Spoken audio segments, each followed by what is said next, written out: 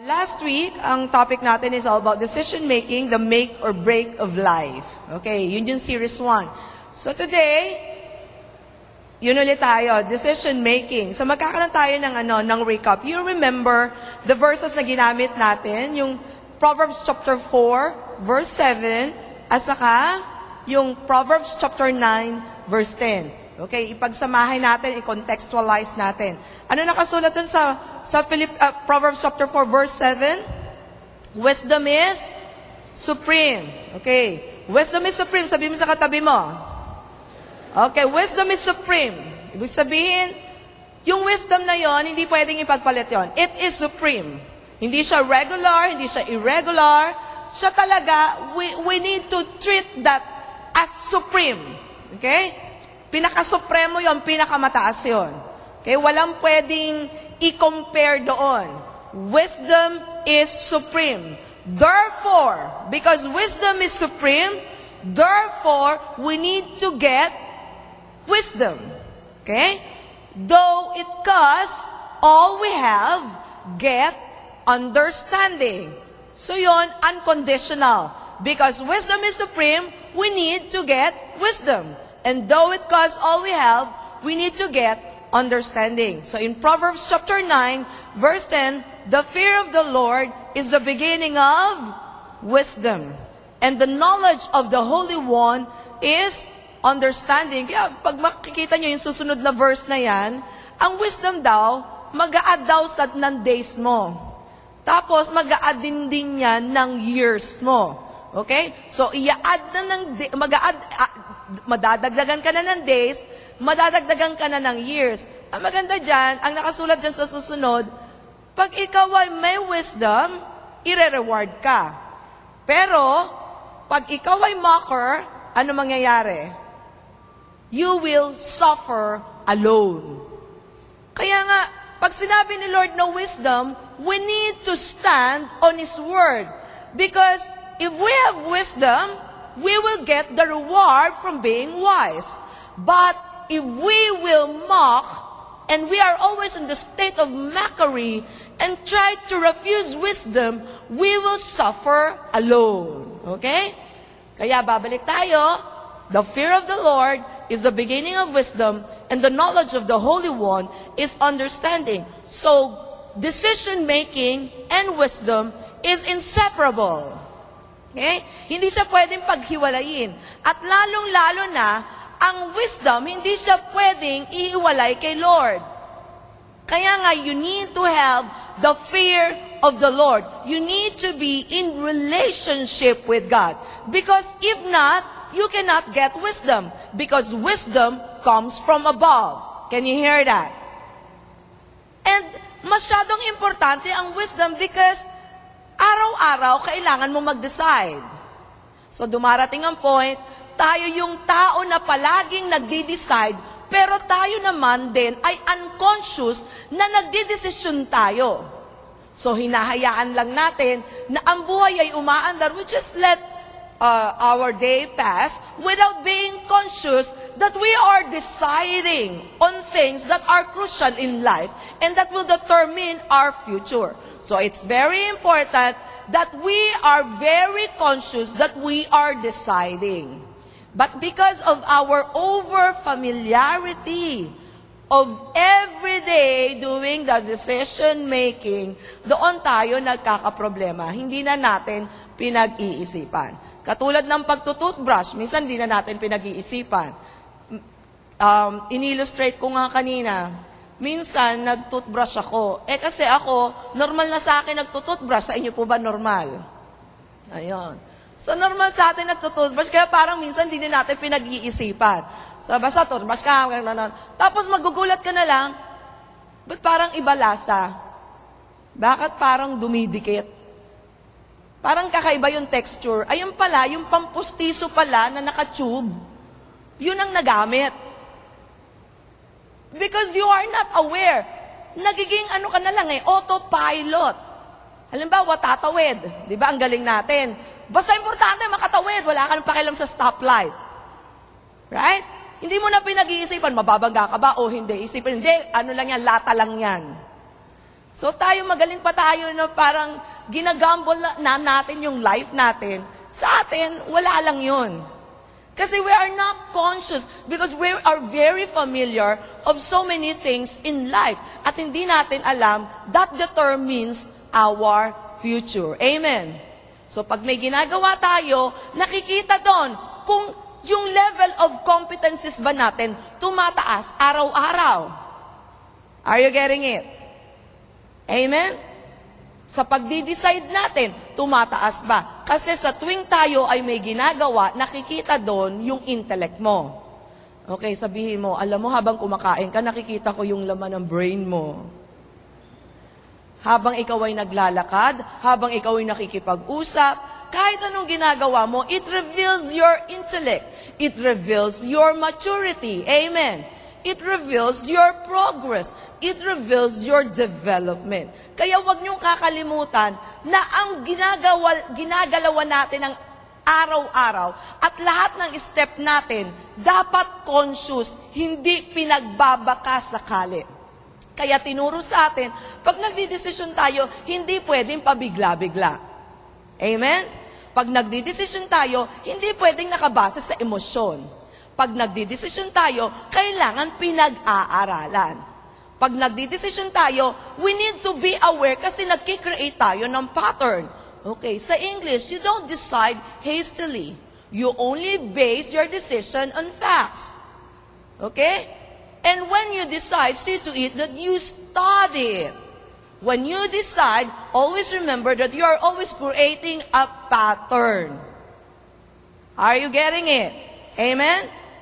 So kaya kailangan natin palagi tayong connected kay Lord. Kailangan natin nagsisik tayo palagi ng wisdom na galing kay Lord. Amen. Okay, tignan mo yung katabi mo kung halata na yan ay may wisdom. O makikita nyo yan. O yung pagkakaupo niya, pinag-aaralan ba yan? Pinag-aaralan? Okay. We are not conscious of so many things in life. Okay? So mamaya, mas pag-aaralan pa natin ng husto para mas makita nyo na marami tayong nakakatawang bagay na ginagawa at marami tayong mga bagay na hindi pinag-iisipan na ang nadadali pala yung mga kahit maliliit pero may effect. Amen. Okay, I will give you 4 avenues. Okay, so that you will really know how to decide on something. Because your avenue is very important. Paano ba nire-reveal ni Lord ang kanyang kalooban? Paano ba nire-reveal ni Lord ano bang kaparaanan? Paano dumadaloy ang wisdom sa buhay ng isang tao? Okay? Kaya po, bibigyan ko kayo ng 4 points. What are those avenues that you need to consider when you do decision making? First, God's Word. Number 2, God's Spirit. Okay, repeat. Say it with me. God's Word. Number 2, God's Spirit. Okay, number 1, God's Word. Okay, say it to your neighbor. God's Word. Uulit-ulitin natin. Number 2, God's Spirit. Number 3, God's providence. Number 3 is God's people. Okay, 4 yun ha. Doon yung makikita, doon pinapadaloy ng Panginoon sa maraming kaparaanan, ngunit ito yung 4 na magandang basihan kung tayo po ay gumagalaw or we are basing our decision on wisdom. First, it is from God's Word. Second, it is from God's Spirit. Number 3, it's from God's providence. Number 4, it's from God's people. Okay, na-memorize na? Kasi kailangan na memorize na yan. Para lahat ng gagawin natin, yun ang iisipin. God's Word ba to? God's Spirit ba to? God's providence ba to? God's people ba to? Okay? So number 1, God's Word. Say it to your neighbor, God's Word. Remember, I think 2 weeks ago, pinag-aralan natin ang tungkol sa Word of God. The stability of the Word of God, the benefits of the Word of God. Because sa buhay ng isang tao, meron ka talagang paniniwalaan. Okay? So yung iba, naniniwala sila sa sinabi ng kanyang kaibigan. Yung iba ay naniwala sa base sa nangyayari. Okay? Sa base sa experience, o sa base sa kwento, o sa base sa nabasa niya, o base sa napanood niya sa TV, o base niya sa kahit anong libro. Ngunit, ang tao dapat masusi kung saan niya idedepende ang kanyang buhay. Okay? So we need to establish ourselves in the Word of God. Because if we want wisdom from God, we need to connect ourselves to God. Amen. Remember, the world has its own wisdom. Kaya nga, in James chapter 3, verse 13, nakasulat doon, "Who is wise and understanding among you? Let him show it by his good life, deeds done in humility that comes from wisdom." Kasi marami na mukhang wise. Kaya nga, ang question, who is wise and understanding among you? Nire-repeat ulit yung being wise, nire-repeat ulit ang being understanding. Remember, the fear of the Lord is the beginning of wisdom, and the knowledge of the Holy One is understanding. Wisdom is supreme, therefore get wisdom. Though it costs all you have, get understanding. Kaya ang wisdom and understanding, palaging magkakabit yan. At palaging nakakabit, ang pinagdadaluyan niyan ay galing sa Panginoon. Kaya binalik na naman in James chapter 3. Okay? Who is wise and understanding among you? Let him show it by his good life, deeds done in humility that comes from wisdom. Anong kasunod? If you harbor bitter, if you harbor envy, if you harbor selfish ambition, so, you don't boast about it, and you don't deny the truth. Okay? Kaya ang kasunod. Anong kasunod na kasulat? Whoever has envy, and whoever has that selfish ambition, if you have that, there you will find disorder and every evil practice. Can you hear that? So nililinaw na ni Lord kung ano yung wisdom. Okay? Unti-unti na niyang nililinaw. Kaya sabi niya, nakabase talaga dapat sa Word of God. Kasi nga, yung verse na kasama doon sa James chapter 3, before the 17, makikita nyo, there is such wisdom that is unspiritual. There is a wisdom that is earthly. There is wisdom that is of the devil or demonic. So, anong wisdom ang meron tayo? Kaya dapat nakadepende tayo sa salita ng Panginoon para sigurado. Kasi maraming earthly wisdom. Maraming unspiritual na wisdom. Not recognizing His divine connection, not recognizing and acknowledging the supreme being and the sovereignty of God. So that becomes the problem. Kaya ngayon, babalik tayo. Ano ba ang Word of God sa atin? Kasi pag hindi tayo nagbabasa ng Bible, hindi nakadepende ang buhay natin sa salita ng Diyos, mukhang ang wisdom na hindi kay Lord, yun ang meron tayo. Okay? Kaya palagi tayong kinokonek kay Lord. Kaya nga in Psalms chapter 1, it is written, yung katulad ng shinare ko sa inyo, our topic 2 or 3 weeks ago.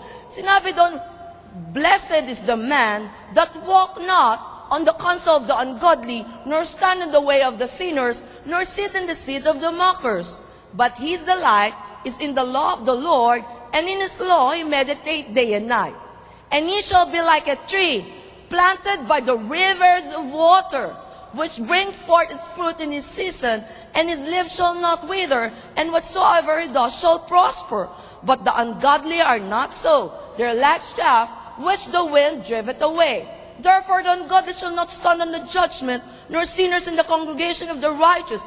For the Lord knows the way of the righteous, but the way of the ungodly shall perish. Makikita nyo, nilalagyan ng Lord ng line.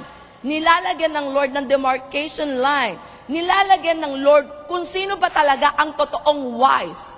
If you meditate the Word of God,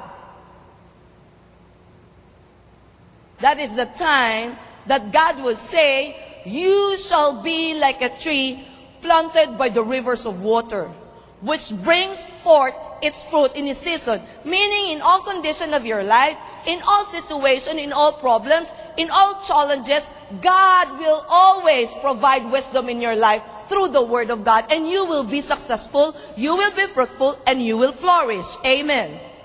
Can you hear that?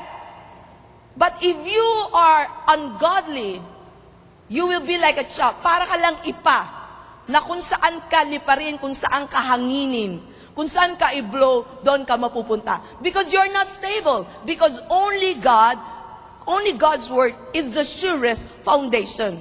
Only through the Word of God, you can be called a blessed person. Because you walk in wisdom and you walk in understanding. Can you hear that? Kaya nga remember in Psalms 119. Okay, ano nakasulat sa Psalms 119? Starting with verse 1. Blessed are they whose ways are blameless, who walk according to the law of the Lord. Blessed are they who keep his statute and seek him with all their heart. They do nothing wrong, they walk in his ways. You have laid on precepts that are to be fully obeyed. Oh, that my ways were steadfast in obeying your decrees. Then I will not be put to shame when I consider all your commands. Ano kasunod? I will praise you with an upright heart as I learn your righteous law. I will obey your decrees. Do not utterly forsake me. How can a young man keep his way pure? By living according to your word.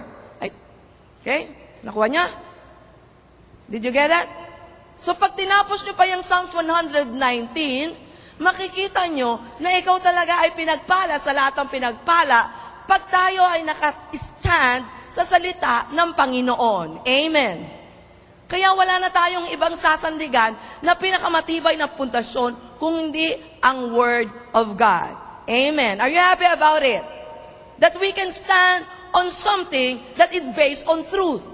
Not based on just what we see, not just based on experience. Kasi hindi naman tayo trabaho na anong experience mo at yun ang i-apply natin. No, it's all about the Word of God. We will apply the Word of God in our lives, in our condition, in our difficulties, in our moment, in all our journey in life. Can you hear that? Okay, so God's Word. Number two, it's God's Spirit. Okay, minsan yan na pagkakamalian with regards sa, kaya binibigyan ko na kayo ng guidelines ito mga foundational truth na avenue. Kaya sinishare ko sa inyo, Word of God. It is a mess. Number two, the Spirit of God is a mess. Maraming nagsasalita ng ganon. Alam mo, will to ni Lord. Nangusap sa akin si Lord. Alam nyo, we cannot use the name of the Lord thy God in vain. Can you hear that? We cannot quote something that is unbiblical and quoting that God said it to us. So ang Lord, naglagay siya ng kanyang mga parameters. Naglagay siya ng guidelines. Kaya nga may salita ng Diyos. Kaya nga pupunta tayo in James chapter 3. Kung you have the Spirit of God, hindi yan emotion. Amen? Amen? Amen? Kung may Spirit of God, hindi yan chaotic. Amen. Kaya nga sinabi, remember sa points natin last week, because of our emotion, our ability to analyze has been paralyzed. Our power to think and have that correct mindset over a thing and to judge a certain situation become paralyzed because of our emotion. We were driven not by the Word, we were driven not by the Spirit, but we were driven by our emotion and what we feel, and maybe our instinct, and maybe our impulse, or maybe your gut reaction. So we cannot rely on decision-making based on those things. Kaya maganda, halimbawa, meron tayong mga initial na feeling. Tama? Tanong mo sa katabi mo, may mga initial na feeling ka ba sa isang bagay? Dapat maintindihan yung mga initial. Pag una nyo narinig, mga initial pa lang yan. Hindi yan final. Amen. Huwag tayo gagawa ng desisyon na minsan pa lang natin narinig, may desisyon na tayo. Tandaan nyo, dapat nagagather kayo ng facts. Dapat nagagather kayo ng data. As if you are solving the problem. And what is the problem? Kumbaga sa science, merong scientific method of how you solve the problem. Alam niyo po ba sa mga business people, sa mga aral na tao, if that company wants to be a multinational or go to the next level and go global, they have a lot of techniques. They have lot of tools to use, and they use different kind of way to analyze data to come up with the proper solution, the right solution, and the wisest, not the better, but the best solution. Amen. Amen. So ngayon tayo, nakabase tayo sa salita ng Panginoon. Because you are not a business. You are not an experiment. So ang buhay natin, ang decision making natin, nakadepende sa salita ng ating Panginoon. And your life is not trial and error. Amen. So kung yung mga businessman, yung mga scientists, yung mga nag-experiment, yung mga gumagawa ng mga statistics, mga nag-i-interpret ng data, gumagawa ng mga tools, gumagawa sila ng analysis, gumagawa sila ng mga empirical study, gumagawa sila ng mga thesis, nagpaparallel sila, nagko-compare sila, nagko-cross sila kung ano pa yung better, may mga method sila for comparison, meron silang elimination method. I think sa life mas lalo tayo dapat masusi. Example, sino ang inyong mapapangasawa? Ayun, basta pogi, okay na yan. Hindi yun. Sa totoo lang, kahit pogi, pag hinalikan ka niyan, walang lalabas na menudo at imbutido sa hapagkainan. Amen. Is that right?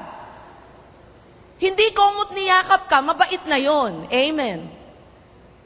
Hindi sapat ang halik o yakap ang kapugian niya para makapag-establish ng pamilya. Is that right? Kaya masusi, pinag-aaralan lahat ng anggulo. Unang-una, pag-aaralan mo ikaw. Ano ba ang value system mo? Ano ba ang laman ng brain mo? Because it shows who you are. It shows your maturity. Kaya minsan ang nangyayari, ina-attribute natin yung decision natin kay Lord, pero sa totoo lang tayo nag-decide. Amen? Una, maganda ka bang pumili? Magaling ka bang pumili? Sasabihin mo, ang cheap ko, basta pogi, kinikilig na ako, okay na. O ibig sabihin, hindi ka pa mature. Amen? Sa mga lalaki, basta maputi, nakukuha nun. Nagiging bangus ba yun? Diba?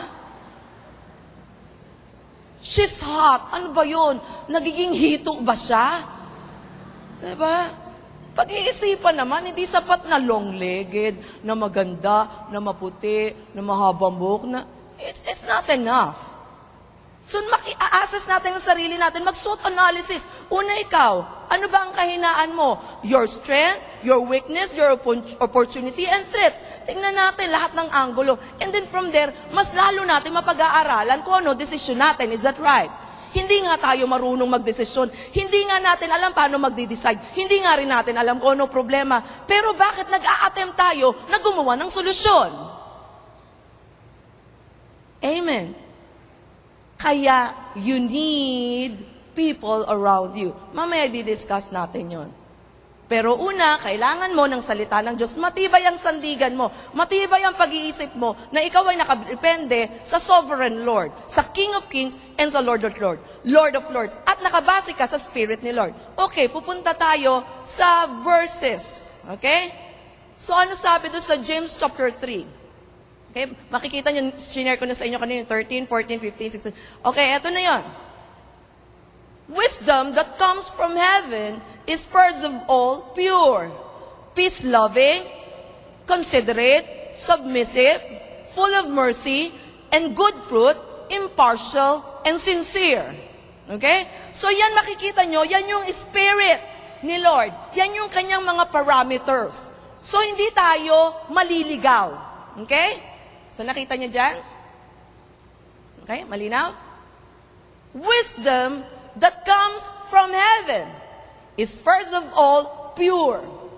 Kaya sinabi kanina, do you have any bitterness?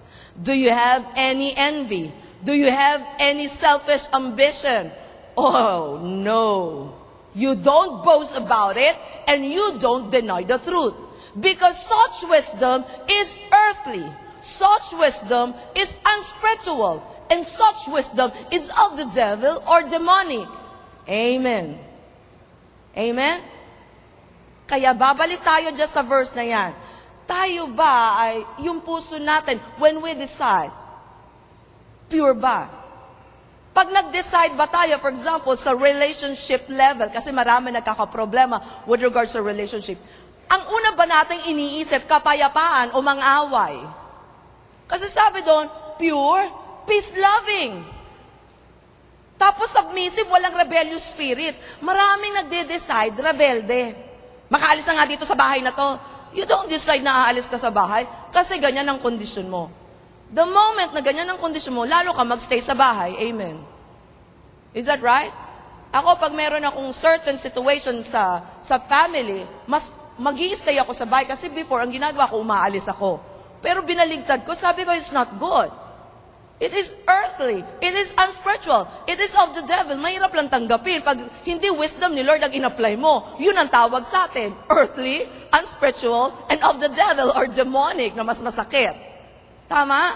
So sabi mo sa katabi mo, meron ka bang maling desisyon na ginawa? Earthly, unspiritual, and demonic. Remember, we have a lot of decisions every day and every nanoseconds of our life, but we are not anymore conscious because we are very over-familiar. And I want you to know, the moment we miss those points, in between, baka meron tayong unspiritual, earthly, and demonic. There is a cry, really, kung papansinin nyo, sa Proverbs chapter 1, yung buong Proverbs na yun, wisdom cry aloud. We need to have wisdom because wisdom will protect you. May sinabi pa doon, wisdom will protect you the waywardness of an adulterous woman. So talagang ang wisdom, pinoprotektahan tayo. Bakit sinabi yun? Alam mo, sa mga lalaki kasi, di ba? Pag mayroong babae na gumaganon, ay, ang sweet naman niya, gusto ko siya. Tama?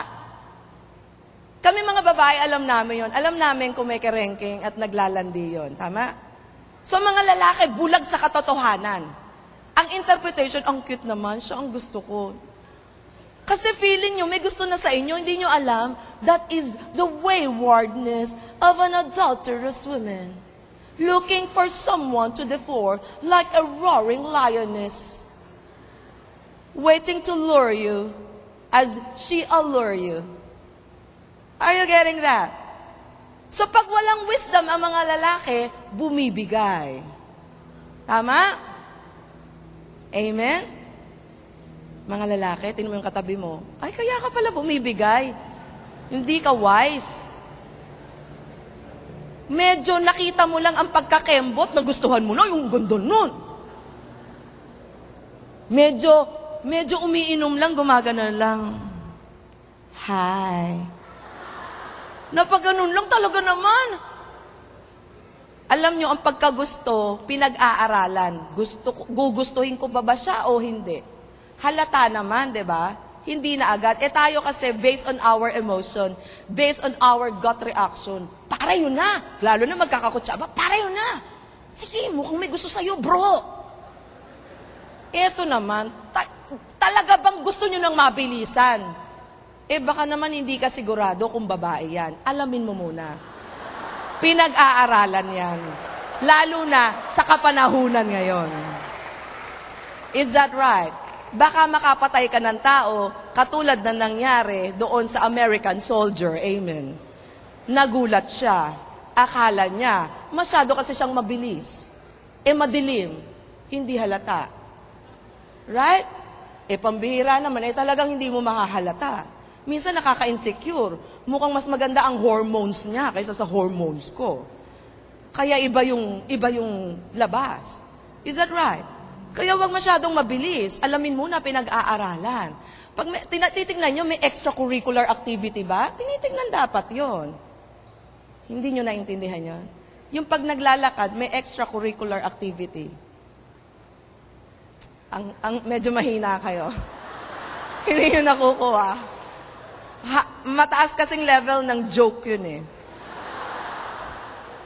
My goodness. Kailangan ko pang sabihin kasi medyo malalim kasi yung extracurricular. Kasi kami mga babae, normal lang kami maglakad. Okay? Pag may nakita kayong medyo gumaganon, yun, extracurricular activity. Medyo kayo. Kami mga babae, hindi kami mapilantik yung kamay.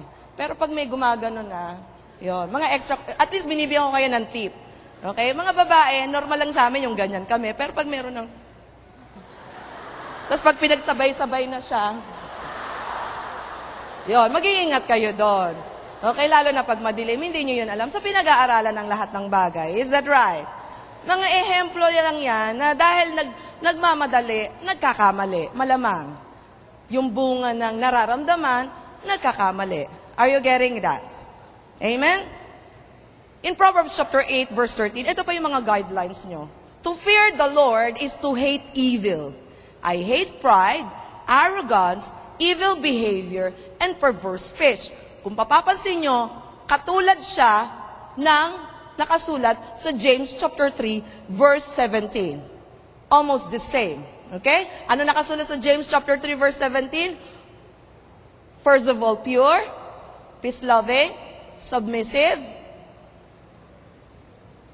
o considerate, submissive, impartial, sincere, full of mercy, good fruit, impartial, and sincere. Tingnan nyo, pag tayo ba ay nagde-decide, yun nga base ba sa emotion, naaasar ba tayo, or purity ng heart? Pag nagde-decide ba tayo ba ay partial, tayo ba ay impartial, or tayo ay nag-execute ng justice, o tayo ba ay hindi bias?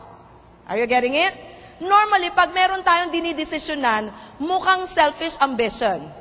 Mukhang tungkol sa vain conceit. Mukhang para lang sa atin. Okay?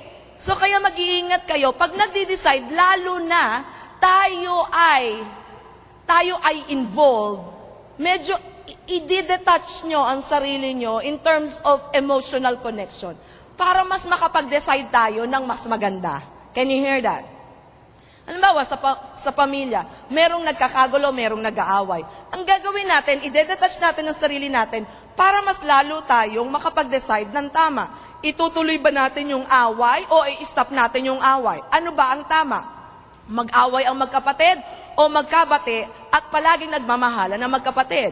Tama ba na ang iyong anak ay palaging minamahal ang magulang? O inaaway dapat ng mga anak ang magulang? O tell me. Ang tama ay nagkakasundo. Is that right? Is that right? Pero maraming nagkakagulo na mga pamilya. Dahil sa simula pa lang, merong initial na nakakainis, ang ginawa, tinuloy-tuloy, hanggang sa naging galit, hanggang sa naging bitter, hanggang sa nagkaroon na ng rift, na ang hirap nang bawiin yung galit, kasi ang dami nang nasabi. Are you getting that? Kaya mag-iingat kayo pag nagagalit kayo, lalo na pag nagsasalita kayo na nagagalit. Kasi kahit sabihin mo na, hindi, kaya ko lang naman nasabi yun kasi galit ako. No, there's no truth in that. Because everything that is in your heart, out of the abundance of the heart, the mouth speaks. So makikita rin yun sa FB, right? Out of the abundance of your heart, you post it. Amen. Is that right?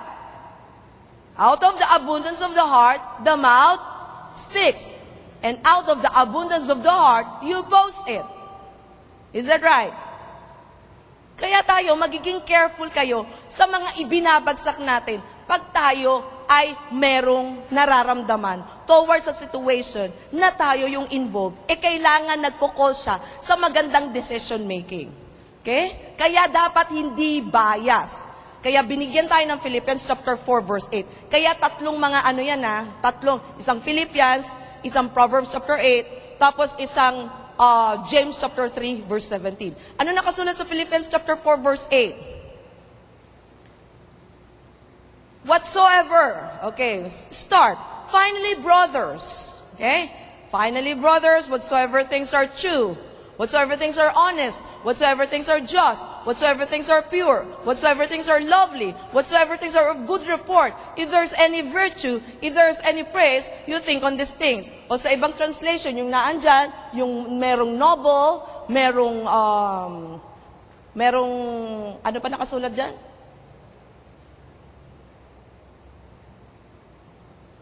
O pareho rin, admirable. O yun, admirable, excellent. Sa isang translation, ano ba yung true?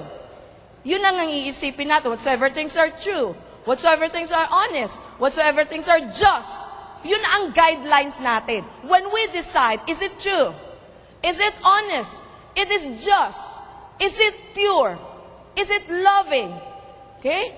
Is there any praiseworthy? May kalalabasan ba na sa dulo, happily ever after and forevermore? O sa dulo nun, walang happy ending. It's just a mere fairy tale and a fiction. Kaya titignan nyo, noble ba? May noble ba? May excellent ba doon? May admirable ba? Okay? So, iwa-weigh natin palagi. Kaya tuloy tayo, mas nagmamature tayo. Every day in our lives. Ang susi talaga niyan ay wisdom. Sa akin may pangyayari, I experience. Meron kasing nagkakagulo. Nung nagkakagulo, so nalaman ko. So sinabi sa akin. So, ayoko magsalita kasi ang iniisip ko, baka pag nagsalita ako, mas lalo siyang gumrabe kasi galing ang quote na, galing ang statement na, galing na sa akin. Di ba mas mabigat yon? Kinuwento lang naman sa akin. So, ibig sabihin, nag-iingat ako na magpasa ako ng isang kwento. Ibig sabihin, kailangan may tamang forum. Kailangan tamang tao ang sasabihan mo. At kailangan, yun ay necessary na sabihin. Amen. Kasi pwede na pag sinabi mo, mas lalong magkakagulo. Is that right? Pag sinabi mo, because ikaw ang nakarinig at tinransfer mo, pwede kang magkamali ng information. Is that right? Kaya mag-iingat tayo sa sinasabi natin. Mag-iingat tayo sa pagpapasa ng information. Mag-iingat tayo sa mga reaksyon natin. Hindi lahat ng mukhang tama ay tama. Kailangan, mukha namang tama na sabihin, pero hindi kasi tayo sa mukhang tama. Sasabihin, pero sa tamang panahon at sa tamang forum. Is that an amen? At mag-iingat ng tamang salita. Kasi whatever things na sinabi mo na, it is for eternity. And we don't know the consequence. Amen. So may natutunan po ba kayo doon? Okay? Kaya halimbawa sa inyong mga teacher, tanggapin na natin.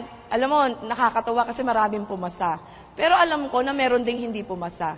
Pero ano ba ang tamang utak? Ano ba yung admirable? Okay? Ano ba ang noble isipin?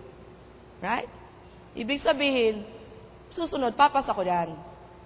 At sa totoo lang, mas nagmamature na ako. Kahit bumagsak pa ulit ako, kaya ko nang i-handle yan. And the truth is, ang dulo niyan, ipapasa ko rin yan. Is that right? Is that right? Yun ang palagi yung ending. Fruitful. Remember, ano ulit sinabi? Full of good fruit. Kaya sabi mo sa katabi mo, pag may wisdom ka, you are full of good fruit. Sabi mo, magsalita ka, sabihan mo yan, katabi mo. Pag may wisdom ka, palagi kang may good fruit. Full of good fruit. Okay, ito yung number 3. Pasok tayo sa number 3. So, ano yung number 3? God's providence. Alam mo, gumagawa si Lord talaga ng mga kaparaanan para maayos ang ating mga sitwasyon sa buhay. Para lalo niyang maayos yung mga journey. Okay, bibigyan ko kayo ng example. Minsan ba, sino dito naka-experience na may kinaiinisan ka? Ha?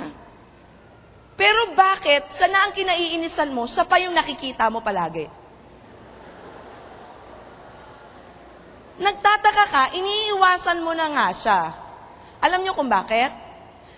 Because God will make a way when there seems to be no way. He works in ways we cannot see. He will make a way for me. He will be my guide. Hold me closely to His side. With love and strength for each new day. He will make a way. He will make a way.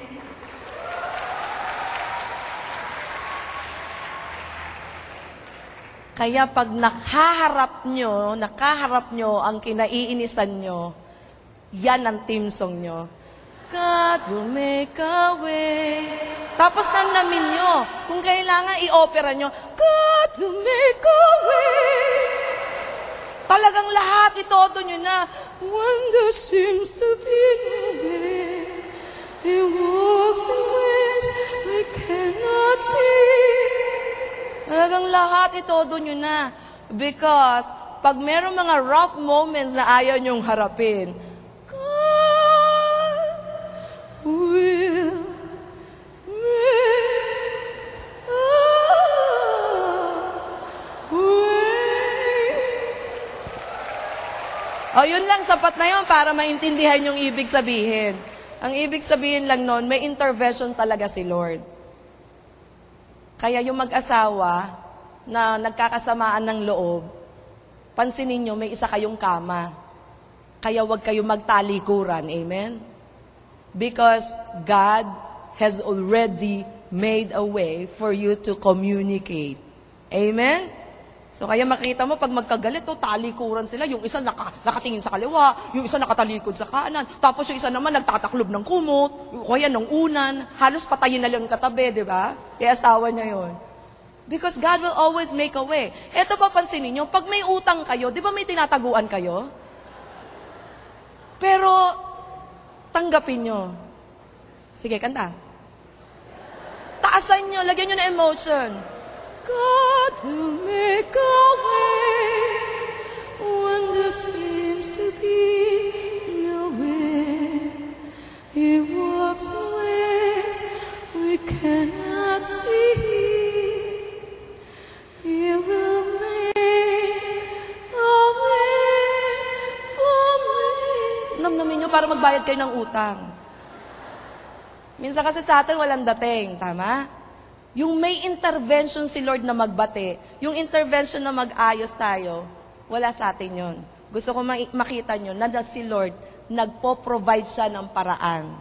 At kailangan harapin natin. Maraming tao, they try to ignore it. There's so many people that try to neglect it and take it for granted. Kaya nga sinabi doon sa isang verse of James chapter 3, oh, if there is bitterness, if there is envy, if there is self-ambition, you don't boast about it. And you don't deny the truth. Can you hear that? You don't deny it. Because haharapin at haharapin at haharapin natin. Amen? Masaya ba yung kanta na yon? I-meditate niyo yung kanta na yon, ha? Maganda yun para sa atin. Para pag facing moment na, hindi na tayo nag-aalala. Ay, ako naalala ko, meron kasi akong taong kinaiinisan. Ito, true to life experience. It just so happened na brand siya ng isang paborito kong pagkain. Alam mo, dumating ang point, ayaw ko siyang bilhin. Kasi, maalala ko siya. Palagay niyo, ano sinabi sa akin ni Lord? Bilhin mo yan. Lakihan mo, damihan mo. Kasi alam mo, sa totoo lang, haharapin at haharapin mo yung sitwasyon at problema at yung tao na yon. Is that right? Alam mo, ginawa ko, binili ko talaga yon. paborito ko pa naman sa bahay, ang pinaka-paborito kong lugar sa bahay ay ang aking kitchen. Kasi mahilig ako magluto. So makikita ko, andun ang kanyang pangalan. Kaya alam mo, I was prepared. And you know what? Nag-mature ako. Hindi mo pwedeng talikuran ng isang tao na ayaw mo. Because God will make a way when there seems to be no way. Ipapaalala sa atin ni Lord na meron ka talagang kailangang immature sa area mo at meron tayo talagang didesisyonan. Are you happy about it? Yung teacher mo, kahit anong terror yan, papasukan mo. Amen? Kahit ayaw mo, kasi binagsakan na niya minsan, gagawin mo pa ulit siyang guro kasi siya lang ang teacher doon. Amen? Lalo na pag thesis mo. Is that right? Haharapin at haharapin mo yung panelist, wala kang magagawa. Yun talaga. Anyway, God will make a way when there seems to be no way. He works in ways you do not want. Hindi you cannot see. He works in ways you do not want. Anyway, He will find a way so that you can make it through. Amen? Ang sarap kaya na yung takot mo, hinarap mo. Parang ako noon, isa sa kinatatakutan ko, tubig.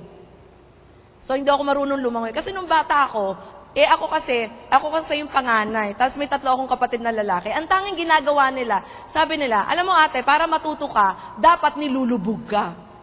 Ha? Kailangan daw lulunurin ako para daw matuto akong lumangoy. Kailangan ba yun? Di ba ayaw ko yun? Kaya ang nangyari sa akin, aliping sa gigilid ako. Tapos may tabo, okay na yun. Diba? Pero alam mo, sa maliit na bagay, kailangan hinaharap ko yung takot ko.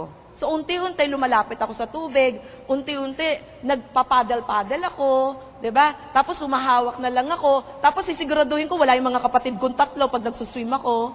Diba? Talagang inaaral ko, ako lang ayoko, natakot ako sa mga tao na may katabi. Kasi nga baka ilubog ako.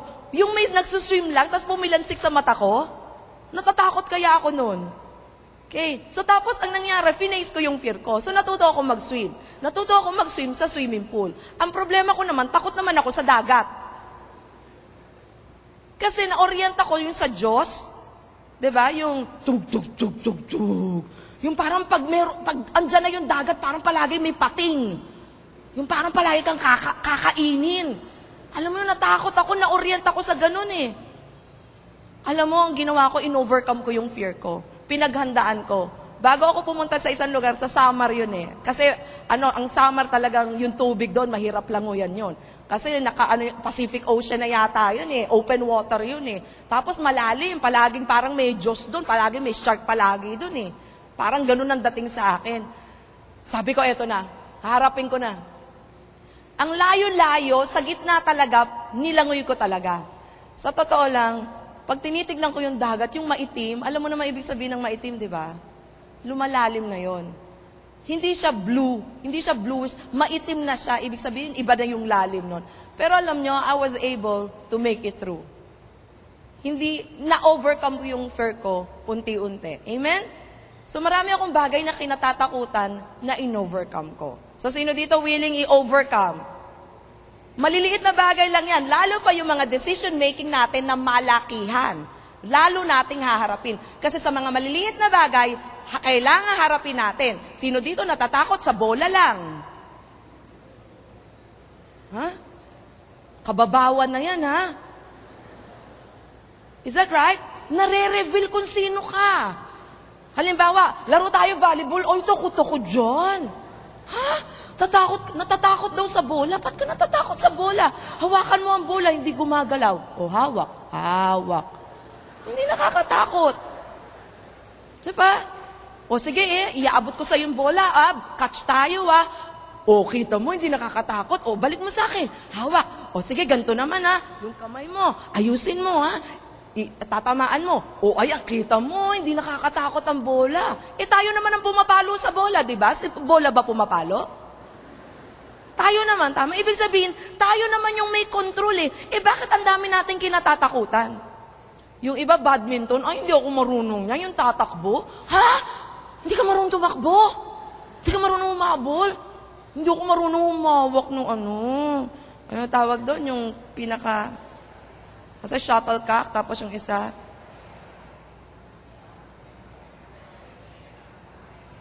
ano na? Ano ulit? Ano ulit? Sorry. Lapit nga, ulit. O sige, pamalo na lang. O sige, so natatakot talaga, ang dami daw kinatatakutan. So nagulat ako, ang dami palang mga tao na natatakot. So tapos natatakot na may kumalaban, na kumalaban sa ganito, maraming kinatatakutan. So yan, i-face talaga natin. I-identify nyo para nagmamature tayo sa lahat ng area ng life natin. Amen? Amen. Yung mga tubig. Sino dito hindi marunong mag-swim? Oh, ayan, ang lalaki na natin, ha? Kaya dapat mas madiskarte na tayo dyan, ha? Aralin natin unti-unti. Lahat, inuunti-unti yan. Amen? Sanayin natin na tayo ay nag-overcome. Hindi, kaya ko to. Gagawin ko to. Unti-unti. So ako natuto ako ng breaststroke, natuto ako ng freestyle, natuto ako mag-float, natuto ako mag-threading. Nahirapan lang ako ng butterfly. Medyo mahirap yung gaganong-ganon, tapos gaganon. Parang nahihirapan ako. Okay? Pero I'm trying still. Hindi pa rin ako nag-give up. Okay, shall we all arise? Okay, ang last natin is all about people. Okay? You need to be surrounded with God's people. You need to be surrounded with people that are faithful to God. Amen? Tanong mong katabi mo, sino ba ang nakapaligid sa'yo? Sino ba ang advisor mo? Kanino ka ba nakikinig? Sino ang sinusundan mo? That's very important. Kaya totoo yung sinabi sa, 'di ba, yung mga kasabihan. Yung sabihin mo kung sino ang kaibigan mo. Tell me who your friends are. And I will tell you who you are. Tama? Kasi pwedeng kaibigan mo sila and I will bring out the best in my friends. Iba naman yun na mali na nga yung ginagawa, nakikiayon pa tayo. Kasi nagiging mangmang tayo. Remember sa verse? If you are wise, you will get the reward of being wise. But if you are a mocker, you will suffer alone. Yung mga kasamahan nating mga mangmang, sa totoo lang, pag meron ng pangit na nangyayari, hindi naman sila nagsasuffer Tayo naman, right? Sige, walayan mo na yung asawa mo na yan. Okay na advice, Pero sa totoo lang, pag nasira na yung marriage nyo, ikaw naman nagsasuffer, tama? Is that right? Hindi, tol, wag tayo mag-aral. Yung teacher na yan, ang goal naman niya, mambagsak hindi mangpasa Kaya yan naging guro Huwag kayong makikinig sa ganun. Hindi totoo yun. Ang isipin natin, mas lalo tayong gagaling pag nagkaroon tayo ng ganong mga professor. Sa totoo lang, meron talagang mahirap talagang professor kasi sa sobrang galing nila. Tama? Pero challenge yun sa atin na haharapin talaga natin. Amen? Are you getting it? So yung mga katabi nyo, tignan nyo kung maganda ang impluensyang magagawa niyan sa buhay nyo.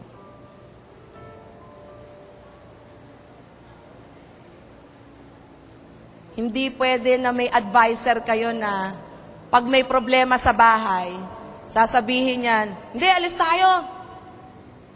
Computer shop na lang tayo.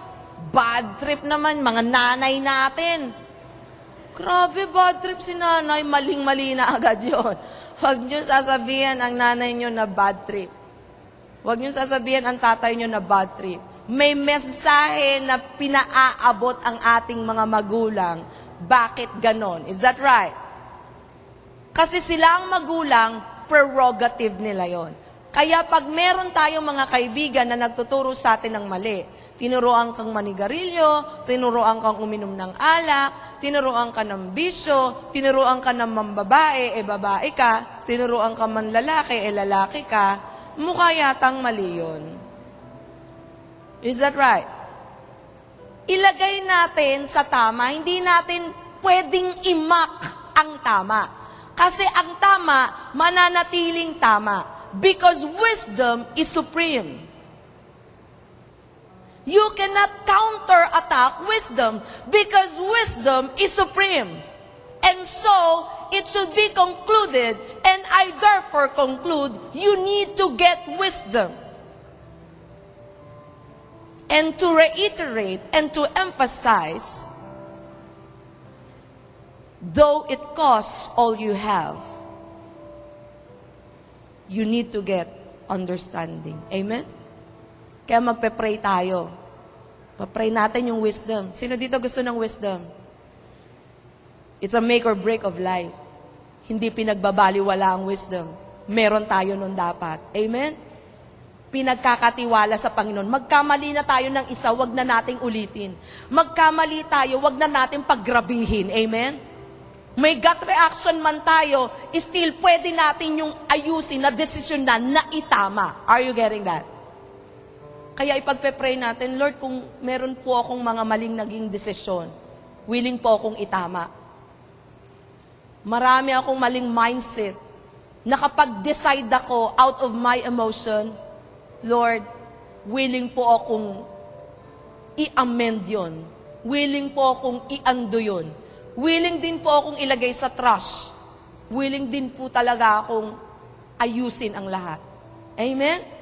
Kaya mananalangin tayo. Let's bow down our heads and close our eyes. Let's remain in the atmosphere of prayer as we lift up our hands to the Lord. Come on, let's raise our hands as an act of surrender. Father, through your Holy Spirit on this place, as we acknowledge our Savior and Lord Jesus Christ over our lives, Lord, continually, may you move, Lord, touch our lives as we acknowledge your wisdom. The fear of the Lord is the beginning of wisdom. And Lord, right now, we want to acknowledge, Lord, that if you are in our hearts, we will hate evil, we will hate pride, arrogance, evil behavior. Lord, continually, if there's an offense or maybe wrong actions that we are doing right now, wrong behavior, evil behavior in our hearts, by the blood of Jesus, we ask, oh God, for your cleansing. Lord, we are very willing to humble ourselves before you just to gain that wisdom and understanding. Father, alam po namin, napakaganda ng plan mo sa mga buhay namin. You know the plans that you had for us. Plans to prosper us and not to harm us. Plans to give us hope and a future. And Lord, right now as we pursue that future that we have in you, although we are redeemed right now and renewed, but Lord, still we know, meron kang pinaprocess sa mga buhay namin. Nire-renew mo yung mindset namin. And in every day, or maybe in every hour, we will make a decision, and this decision, oh God, will glorify your name. Maybe in our career, in our personal life, the way we relate to our families right now, kung paano po kami nakikitungo sa mga parents namin, or maybe in our siblings, sa mga relatives namin, doon nila kami kakakitaan ng wisdom. And Father, right now, as a redeemed people of Jesus Christ, alam po namin, Lord, our life is so powerful. Our life, Lord God, is already changed by you. And Lord, we want to really walk with wisdom, with a good counsel that comes from you. Father, i-acknowledge namin yung mga people na ibinigay mo sa amin, our cell leaders, G12 leaders, our senior pastors, oh God, Bishop or Pastor Geraldine, as they, Lord God, give us instruction and correction or even rebuke, we will accept, Lord God, those words because we know ito yung mga bagay na magpapagaling sa amin. Ito yung mga bagay, oh God, na magpapalevel up ng aming competency with you.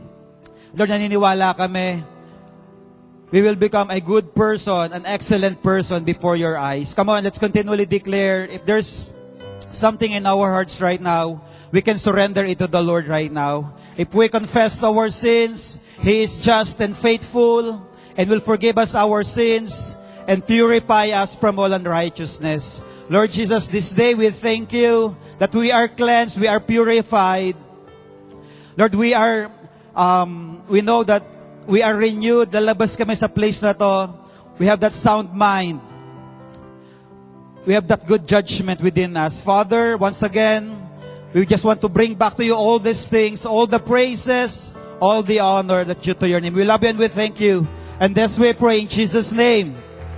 Amen and amen. Come on, let's give God a hand clap of praise.